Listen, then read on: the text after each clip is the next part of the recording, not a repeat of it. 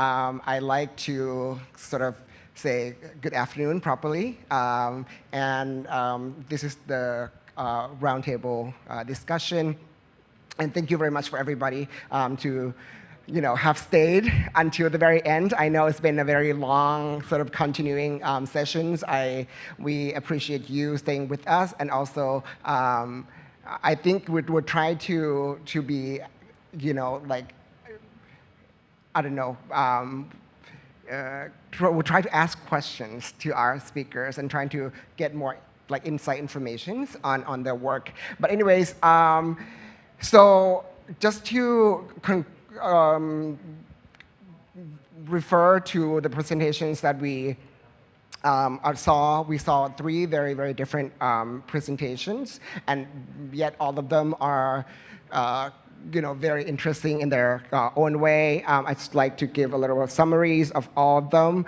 In the first presentation, Future Illusion, Jerry and Paul presented a quite comprehensive presentation where the observation of everyday urban conditions becomes a kind of speculative intelligence. In the second presentation by Boonserm and Latifa, we saw conditions where architecture acts as carrier of memory, labor, and collective meaning. And lastly, with Annie's presentation that we just saw just now, sight, matter, and gesture, where form emerges. I know you don't like that word, Annie, I'm sorry. Where form emerges through process, material, and a very precise way of seeing. So rather than comparing them directly or comparing their approaches rather, I'd like to open up distance between them or space between them, space for discussions and exchange to understand how each of you guys arrive at your work and what happens along the way. So we don't really have a set format for these discussions. We will post some questions, and if you feel like you have thoughts or ideas that resonate with the questions, and please feel free to jump in. So we'll start with the first question from Ajahn Kanokwan. Okay. Hello, everybody. Let's get started. The first question gonna go to Anne. You use the gesture of producing as a way to engage with the matter. So then formation of the project come later. Your material show its own process. This gradually transform your work. Let's say the imprint of the process shows its own story. How do you keep enriching your process in the course of time without repeating yourself? I mean, there is a kind of easy trap that can happen that when you get into such a process of making, you may be fascinating with the surface that you get, with the effect or texture or even tactile experience that you earn from your embodied attention, if we can say, or this kind of embodied knowledge that you discussed before in your articles. So I just want to ask you about how could you refreshing your process in the course of time? Because I think it's tricky a little bit as a designer. Yeah, I think for me it has to do with the fact that I do not look at the formal outcome of it. I'm not so interested, let's say, mainly of it, what it formally looks like. So I'm much more interested in the way how, in the process of forming it, what it connects to. So let's say for me, in the glass work, in the casting of the glass, in the art institutes, it really connects to the way how we can work with the performance of lights, and that light is so much let's say, complicatedly, or like say, it embodies so many things, because it embodies our geographical location, it embodies weather condition, it embodies direct site conditions, etc. And what I find really nice is not so much the glass itself, but the way how then that materiality defines a kind of condition of space. And that for me is the key. And I think, and maybe also myself at certain moments, think that there was a misunderstanding that it was about the materiality itself, and the form of the materiality itself. But that's for me is really not the interest. It's really also, and that's why I started with it. It's the relationship between the materiality and the space and the spatial conditions, and that I think is the one that really drives the work. And sometimes I get frustrated myself because we get ourselves hopelessly in trouble, like with this art institute, because the project then, turns out so incredibly difficult and complex to do. Not that I want to make complex thing. It was a very naively asked question that became a very thorough research. And then I say to my wife, I wish I would just repeat something I do in my previous project, because that would make my life easier. And then she responded to me, yeah, but that's exactly what I like in your work, is that it doesn't repeat, So I would always throw in a new, throw myself, this expression, throw myself for the lions, and then see how we're going to, how we can manage that. And that also has to do with the fact that if I feel like the work, we already know what its outcome would be, I would abandon the engagement with it. I would not feel interested in it at all. Okay, I think that's a good sort of. I think not knowing. You talked a lot about like the process of knowing and the knowledge itself, and there's some like similarities, but also differences in these sort of matters or these terms.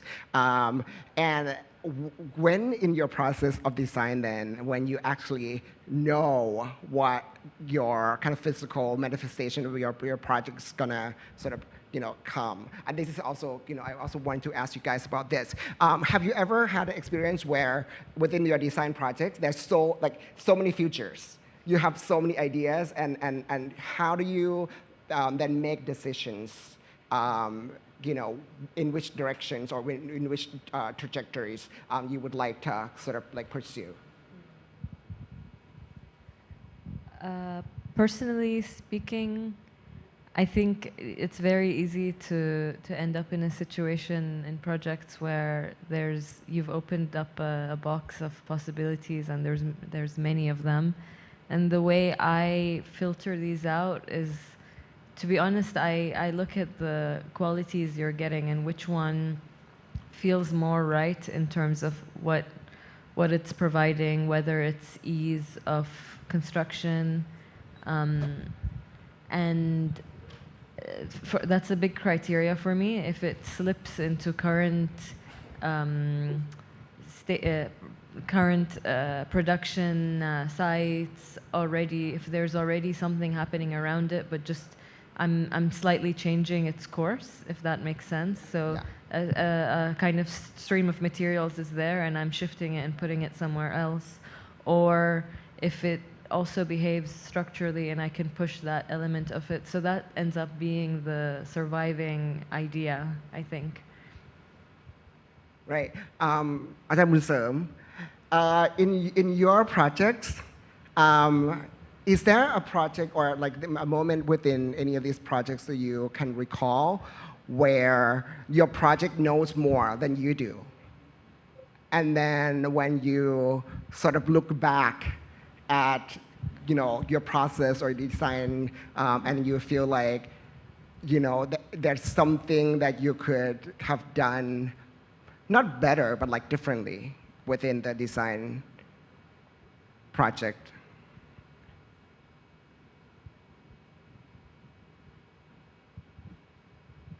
I think it's like, and when we talking about and the something I start with, I don't know. The first thing that I think that it pop up in my head that I don't know. And when I don't know that, I think about yes, we have two things, unlearning. Another one is relearning. So you have to go back to what is unlearning. But I cannot learn. I never learn, you know. And then we think about the two things is very important that made me to like when I make the something, I have to forget what I have learned. Otherwise, I cannot like go out of the box, of the pattern. So I think it's very important to my work that when we're talking about the brick and as the material, it's like my brick is material, but it starts from the different. It's like I started from my brick is start from survival. The brick community in the film school is like it's almost died at that time, you know. It's like the brick is from the elephant world. They need the water. They have to dig the soil. So they have to every place it have to the condition. So I think about this is the way that we can think it how the brick it can be the political material. As you know, that is the brick is making the brick it like almost 90% it come from the labor cost. 10% it come from the material. So the soil is free. You can find it everywhere. But the political material, it like labor cost, it go back, it return to the local people who make it. This is the material. It's like that we call like the material is very meaningful. It's not the drama, but it's the real life. So that's why it's survival.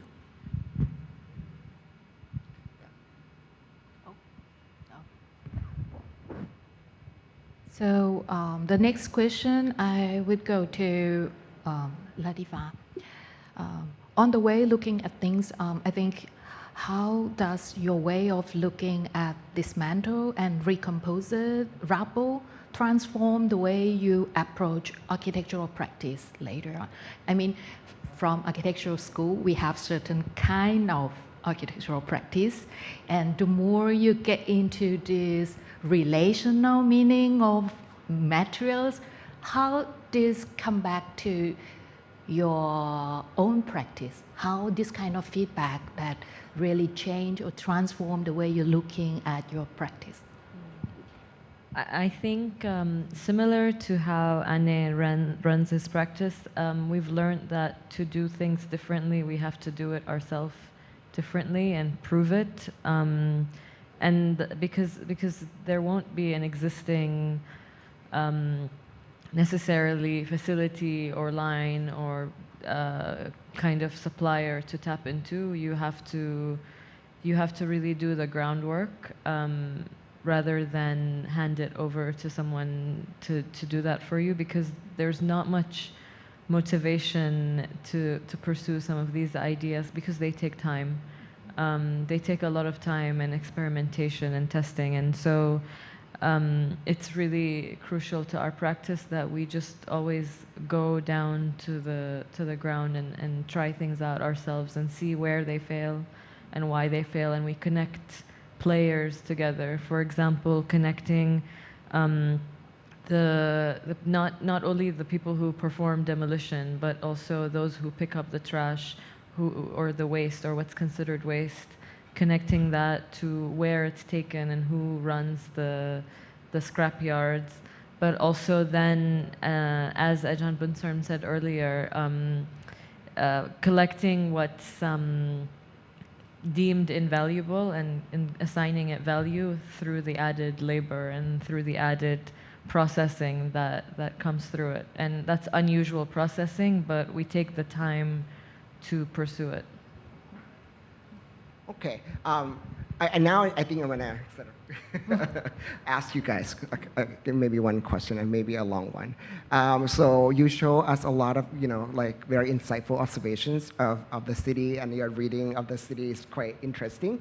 Have you, in your process, intentionally misread the city in order to sort of like conceive an idea? Right? Or like in order to arrive at like a surprising sort of happy accidents or something like that.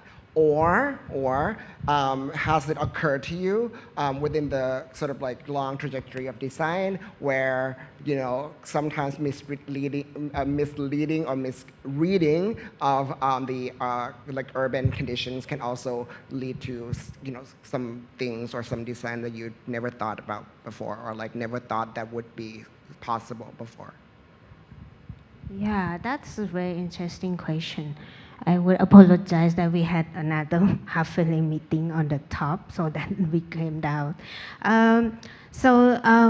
For this question, actually, I think it's the way that how we observe. Observation is like a part that really strong, which is we really need to be inside. Like we observe the cities first, and then when we take a look, maybe something we feel interesting, but when we go more further, maybe it's not the one that we think. And somehow, in another day, we go back on that area, and we found, oh, that changed because of some situation that happened. So it means when we do some research on in the cities around us, it's not just one time go and back. It's the time that we need to spend. Sometimes we go many times, even stay a day, observing the activity that happens, and even elaborate several materials that we try to understand. So I think from that point, I should say that it's also part of how we have the instincts that we not only just observe it, but somehow when we walk and maybe we find something that we feel interesting, and from that point we started to learn more and understand more, and it also can really bring to some inspiration that we can have in the design projects. Anything to add to that, Jerry? Yes. I want to say, don't afraid to get something fault. I don't know why. Architecture is something creates the emotion, the feeling of the space. If you see a great architecture just like this, everything very clean, the ceiling is very clean, the detail is just fit, and you have no any feeling. But if you go to the cave, you see the stone is very messy, you see the roughness, and your emotional feeling will get stronger. So I want to say, if you get success, you feel happy. But if you get fault, then you feel sadness, and you want to do something beyond this. So never feel you get fault is the wrong way. When you get the wrong, when you get a fault, actually it's a milestone for your architecture journey. And I want to say, nowadays there are many people talking about the architecture should be modern, should be like very clean, should be very, everything should be perfectly. But just go back to see the Corbusier, the church, and his apartment. I want to say I'm in fan, cherished. Something very dirty, something very out of the control. I think that's about the human life. So I could like to say something they a little bit imperfectly, and something made you have a strong emotion, the feeling. That's the meaning of architecture. And for me, that's the way why we need to create a great architecture, because we want come with a strong feeling rather than strong form. Yeah, I think, on that subject, like emotions, very, that, today's, that to me is I don't know, like under attack a little bit, right? I don't know if you would agree, right? So like the abundance of images or like accessibilities to sort of media, I would argue has flattened, our soul, has taken away a lot of sort of like visceral emotions, that the feelings that are something that should be innate to us, human being, right? But then, with the kind of abundance of images somehow sort of, make us feel a little bit sort of numb, right, within architecture. And I think, rightly so, you're talking about like the kind of these not faulty, but like perhaps imperfections, like, are the moments where we, like these things remind us of the texture of human emotions or human experiences, right? I think what you're saying is reminding me of a few things. One is that I think there is a kind of global response to globalization, ironically, of what we flattened into flat, smooth surfaces. Now, I think generally people are craving texture more. That's why I find that the old cities, the historic centers, especially at least in our region, where for 50 years there was an allure of newness. Now there's a return to texture, and people want that because I think people got bored of that kind of quality. But also, I think they're recognizing the value of history, the value of aging, and having a place age beautifully and gain its kind of richness through time, through memory, through all the marks that it accumulates over time. I think that is starting to be seen as more and more valuable.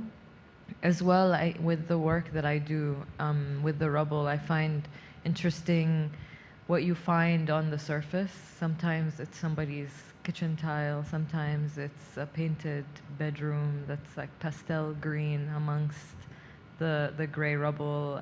Sometimes it's specific hanging. So it becomes very personal, some of these surfaces, because you start to see traces of human life that are exposed amongst these layered assemblies, which was not intentional, but it's just a result of taking the process very seriously and honestly, and collecting from these sites of demolition. Yeah, the next question to Ajahn Boonserm, because I think you mentioned in some interview earlier that your thinking process has something to do with your own childhood background, this kind of survival mode. And I just wondered, when you have to train the students or when you have to teach them, how could you transfer such a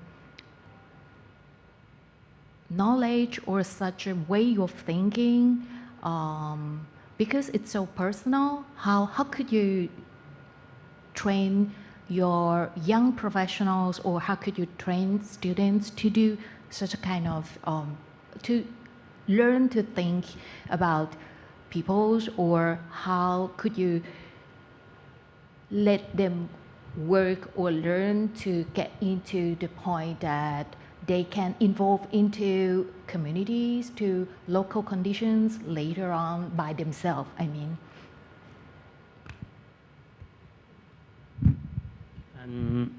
I like to say that it's the short answer, because it's like it's my background is come from the slum boys, it's like it's survival life. So that's why it, and when I do everything that I have to think about, and what is unlimited, what is condition. So I have, when we work, even like my work until now, I will still remind me I never forget it, what is and like and as you know that is and we start with and drawing that make the imagination when it's and we decide to play the toy, something like that. Just this is and I think this is and it come from the background. I think that everyone have the background, but I think that everyone have to like and the you know it's like and the pain point. But we don't want to drama for the pain point, but we want to how to use it like it's a strong point to be like and this is a very important instrument to make the something like that. Yeah, I mean, when you grow up such a way, every one of us has this kind of intuitive way of thinking. So I just wondered how could you learn them to develop certain kind of belief in the process or working on things. Yeah. So like and the architect is and what you make the architect for. It's my architecture is for the everyone.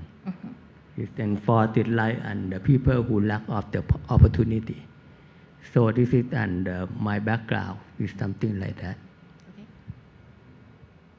Okay. I want to now sort of shift the conversations to materials a little bit. I think this, you know, maybe you guys can jump in and sort of help explain your perspective on this matter to me. So there's matter and then that's materials, right? And then, you know, the way that you guys each use materials and sort of use it in a way that it carries not only its own kind of qualities, but also, you know, give it sort of agency and allow it to carry like memories or collective kind of consciousness, I would say. I loved, Annie's, in your project, I love how you directly sort of like print the context right onto your building in a way that you cast, you know, like the facade of your building right on site, or, you know, somehow register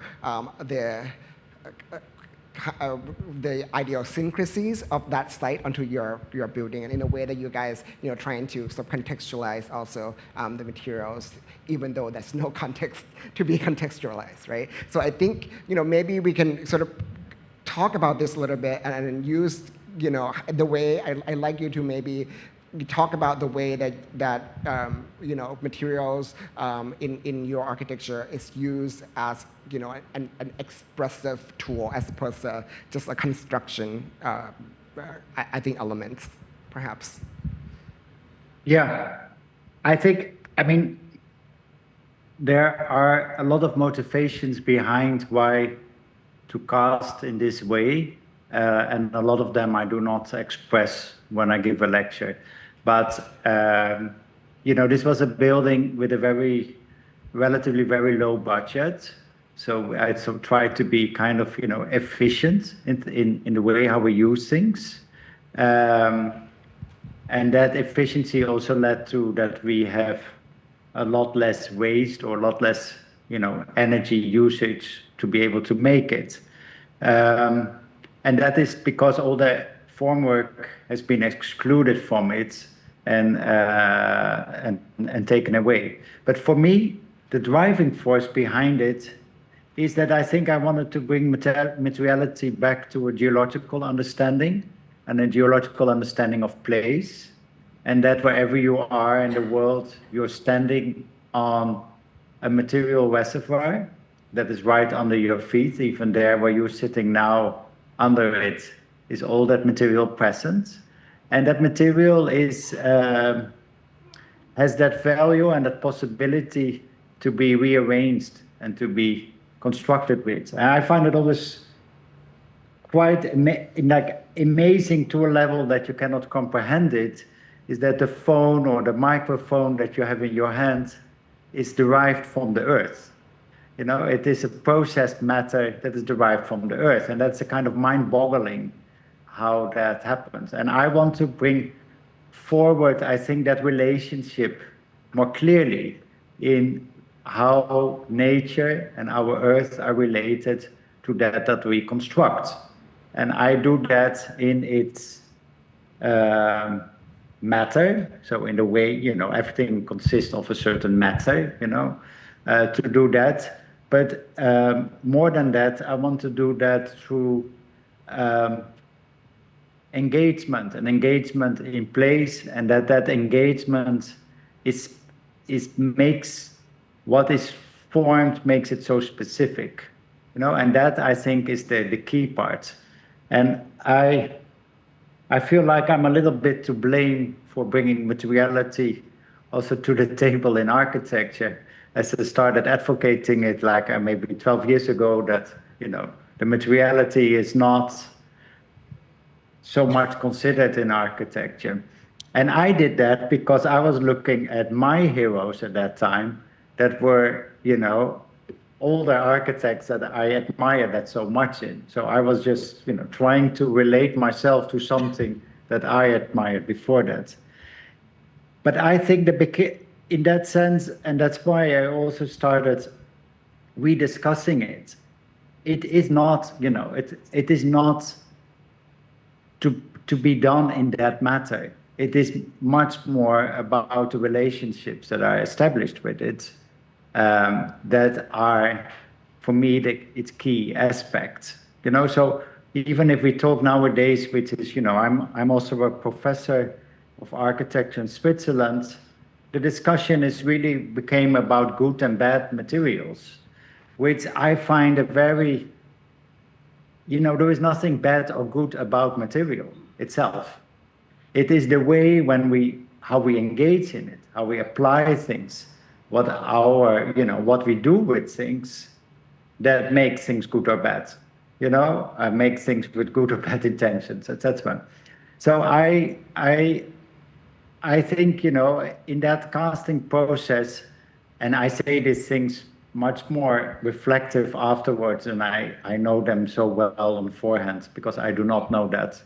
But I think afterwards, I think that's for me the key, to find a way how to engage with place and how to bring not only construction, but also place with as a place of nature, a place of earth, how to bring that forward. Okay, thank you. Maybe a quick response from you guys, Paul and Jerry. For us, actually, I think we think very complexities. I felt that too. Probably many people know us from aluminum materials, which is the way that how we use in another performance. So from one project, and then it's go another one more and another one more, which is, I think, is somehow that from industrial materials that we learn from the standardized that it used as international materials. But when we trace back to our country, manufacturing, craftsmanship, the way that we also work with a lot with the manufacturers, and we found that this kind of skills is very special. Comparing between Thailand and China, that we both have those projects there. In Thailand, the craftsmanship of the industrial material is really really responds to the Thai culture, even Thai architectures. You can find a very small piece by piece, that Thai craftsmanship they can do. And comparing to in China, it's quite totally different. So I think the way that we try or play or explore of this kind of industrial material is we try to see how the most efficiency or even most performance that go beyond than the normal one, that the ordinary that it had before. So that's why we can try many ways, some pipe, even the steel pipe, even another two pavilion in the expo that we had today. It's also really the two ways that we treat a lot with different of those materials. So for me, when I was young, I like to draw a dog, cat, lion, elephant. And after I finish my drawing, I cut it. and I just play it. And there are many animals, they can talk each other. And people feel it's nature because I'm very small. But when I get more bigger, I go up. In the architecture school, I make many physical models. I still do the same. Like each of the buildings, they can talk each other. And they feel this guy is crazy because architecture cannot be taught. How come? And when I get more older, we build many architecture, many buildings. I also want to ask them, are you happy? Are you happy to be like this? And they say, sorry, I am not part of the nature, but you're always talking about your nature. So for me, I also feel sorry with them. I mean, I want to use the nature material, but our context is not allowed with that. Our client has no money to pay this. They have only this source. So I tell them, I want to talk to you. I want to make something that you want to be. And even you are not a natural material, but we can rebuild your life if you want to go along with us. So I think for us, we want to give some life to the material, to the architecture. Even they not allow us to do that, but we still want to do. It's very difficult, very tough, but along the way, we see some of opportunities, and yeah, we still like try to do some architecture has their own life. Okay, thank you. I think it's good time now to maybe open up, to questions from the audience a little bit. We have first questions coming over there, and then second questions, maybe third question. Maybe we have time for these three, and if you have more questions, maybe you can approach our speakers after the event or the program ends. Thank you very much for your discussion. So I respect this approach very much when the meanings and the philosophy of shapes that you make is much more valuable than aesthetics of this shape itself. But as you mentioned, clients sometimes have some practical concerns.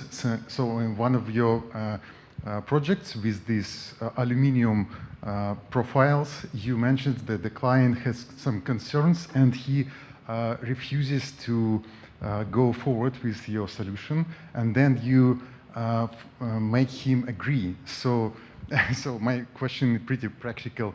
How did you argue? What did you say to him to make your project happen? I start first.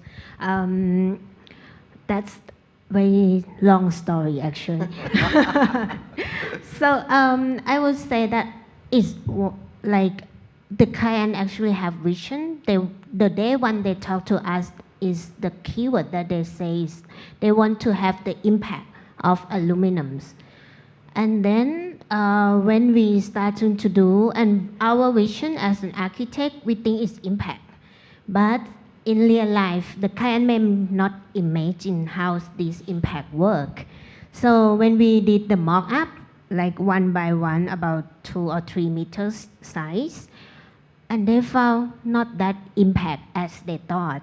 And they felt it may be a lot, like lost their own money to do something like we thought is impact.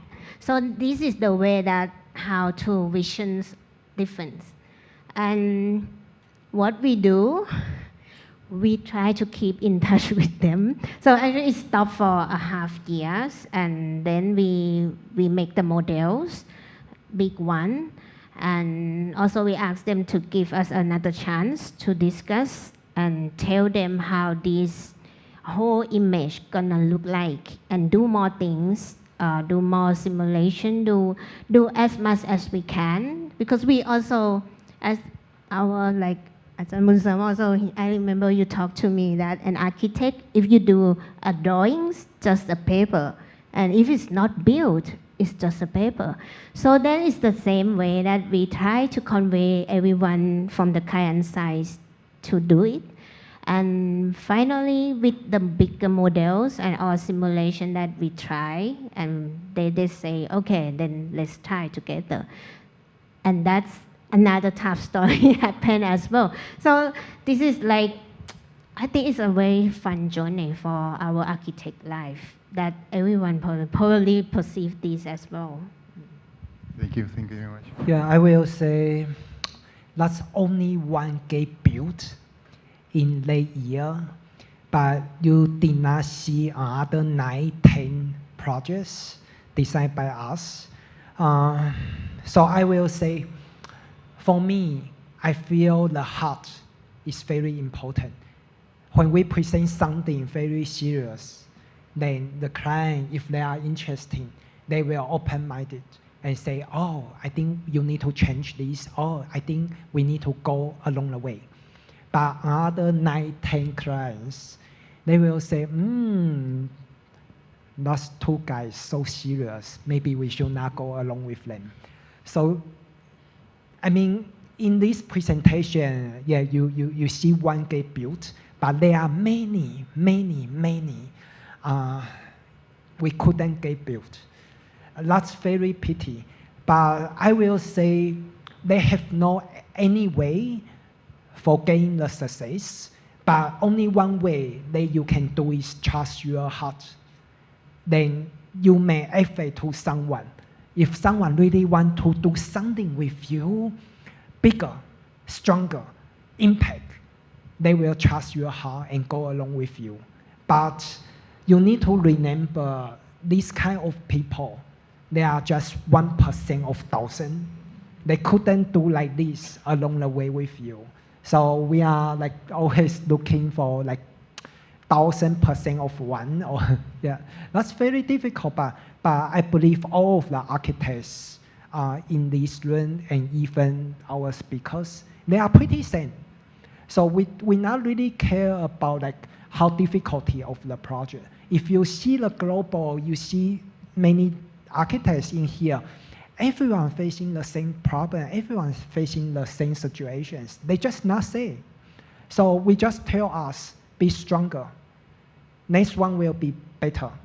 But the most important thing from the architecture school until now is trust your heart. Believe something you go with. And never quit. That's very important. Thank you very much. Okay, maybe move on to the second question. Thank you so much for the presentations, and also thank you, our moderators, for such a thoughtful and enriching conversation.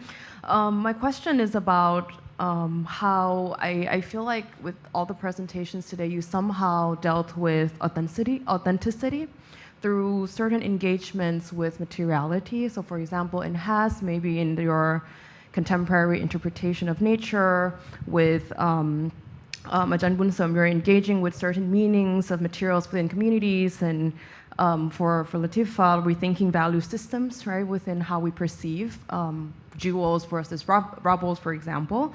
And then with Anna, open-ended formal processes, I think.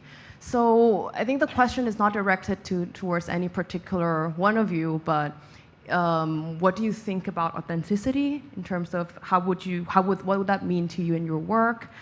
Why is it important if it is? And how should we as architects in this kind of era of the prompt, right, deal with authenticity?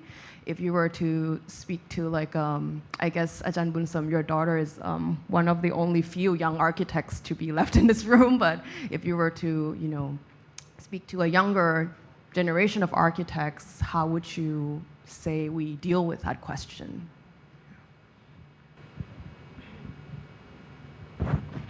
I think my response to how to approach these projects would be for maintaining authenticity is to present what you find. So approach in an open-minded way, whether it's exploring the use of a new material or a new site condition, is to leave behind the preconception or how it's done before and find your own way, not necessarily new, but your own way of dealing with it. Another thing is to follow the small traces that you find. For example, for the Doha Pavilion project, the use of the old oil pipes was just because one of them was seen along the road. But that made me wonder, is there more? And it unfolded a whole world of scrapyards where these get accumulated, much more than I even expected there was. And same with the air conditioner dripping, turning from one drop to a nationwide study of how much condensation reserves there are. So it's following these small strings or threads that unravel into something much bigger and continuing to follow that.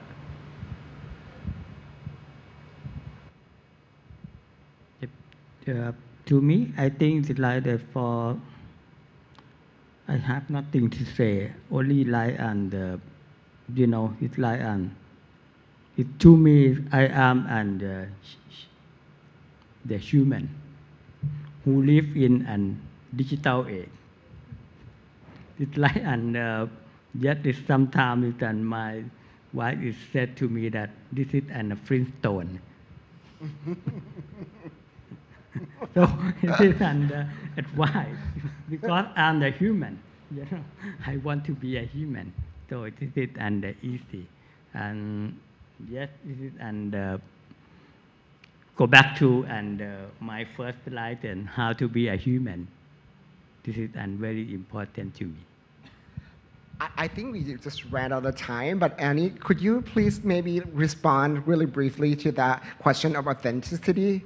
How do you sort of, find that in your work, or how do you keep redefining that and rediscovering that in your work, please? Yeah. Well, when I migrated to Bahrain, I think I was confronted with the question of authenticity, because I had to, reply to questions from people from Europe, why, what was the motivation, but also what were the justifications, of moving to Bahrain. And here in Bahrain, I also have to justify, where my position is within a nation. And I think I learned along the way that I think that our wishes, wishes that we have as people, are actually quite similar. And I answer that now also in interviews. Not that I'm denying any cultural differences or character differences between people, but I do see that we also share a lot. And I think when this question about authenticity is about shared values, about values that we believe in, and values that are I think by definition, values are good things. So I think the question about authenticity for me relates to that. Thank you. I think that concludes our session. Thank you so much, all the speakers, for your generosity, not only in presenting your works, but also in allowing us into your processes, your uncertainties, your negotiations. Yes? There's another question. We have time. We have time. I'm sorry. We still have time. Let's keep it relaxed. Okay. I saw the clock goes red. Go back. Okay. All right. So I have a question. I just asked AI, my ChatGPT. I asked about if AI has one question to ask you guys, or I put all the name of you in my application, and I have and I just asked if AI can ask you guys a question, what is the question that they want to ask you guys? Just very simple question I asked them. So the question from AI is, what is one thing architecture must not lose today, and one thing it should change? You can answer, whoever. This is a question from AI. After the summarize, when I put the all prompt, let me then read out the response from AI as well. No, I'm kidding. I'm kidding. Who wants to take this? Latifa, you want to take it? It's a big question. It is. I think should never lose the connection to people and relate to them. And I think this is where, although, as Anne said, we are very similar, I think there are some slight differences in how people from in one place will respond to a space in one geography and another. And I think we shouldn't forget that. And so, at least in my sensitivity towards working in new places, I try to understand the people and how architecture connects to them. And what should it add?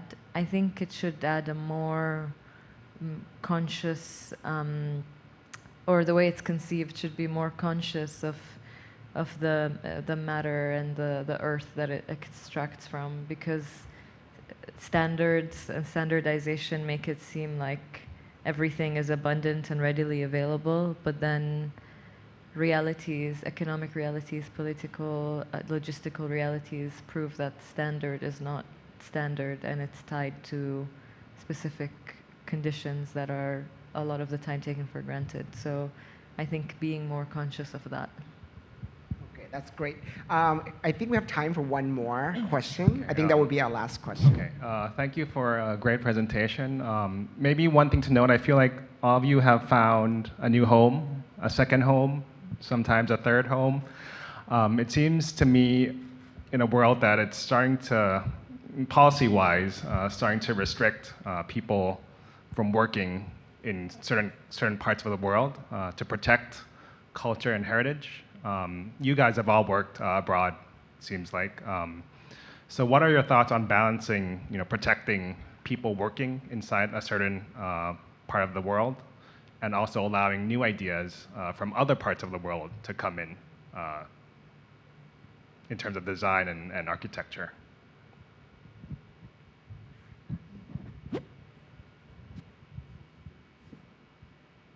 That's why I said the coexistence. Because it's coexistence, we have no border. When it's an event like you work in Bahrain, you work in Thailand, you work in anywhere, in Doha, this is the same, If we think about and we can live together, it's to me, it's like, and the culture is make that everyone is soft. That's why our topic is talking about the culture. I don't like it, the word is and soft power. But so I want to say that soft culture, it makes that everyone is relieved and calm down and be friend, Yeah, maybe I also adding some of my opinion. Similar to two of you, I feel the most important is yourself. I have always remind myself, look at the grand architect, like Renzo Piano, designer, Pompidou Center, Frank Gehry, the Guggenheim Museum in Spain, and Daniel Libeskind. And just imagine the time, like 5 decades, 4 decades ago, there are many grand architects around the world, but because of the media, nowadays, all of us, we are a little bit similarity. But if you look at the past 2 decades ago, most of the grand architects, they are so different, so unique.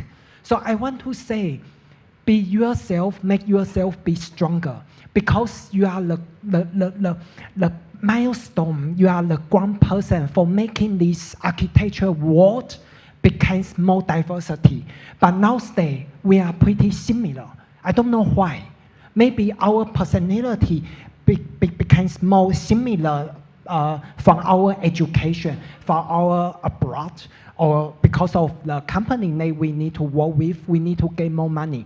But please remind yourself, Frank Gehry, Zaha Hadid, Daniel Libeskind, or Herzog de Mello, they are so unique.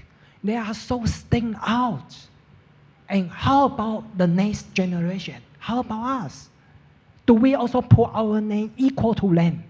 So I just want to remind all of you, today I'm here because Boonserm is so different. And I don't know why we need to always end up the meeting. If I went to China, if I went to Japan, the meeting, the seminar, the lectures, it's always go over 2 hours, 3 hours, and everyone's still drunk, drink more and talking. And they don't think about architecture seminar is a seminar. They think about architecture seminar is part of the life. So I just want to say, please look at the ground architect in this room. If you not feel satisfied, look at Thailand, look at the world, and try to find a person that can motivate you, and try to make yourself be more different. And in this way, you may notice yourself is very different in this society. So this is very important. Our society needs you, your support, your favor. So we need to do something. And that's my part finished. Annie? Would you like to be a negotiator? Annie, would you like to add something to that, or that's? No, I think it's good. I think the diversity of answers are given. I support that. Thank you. Yeah, I love that. I support that also. And that literally actually concludes our session. Thank you very much to all our speakers. Please give them a huge round of applause. If you have any questions, if they're around, you can approach them and maybe ask them a question. Thank you so much.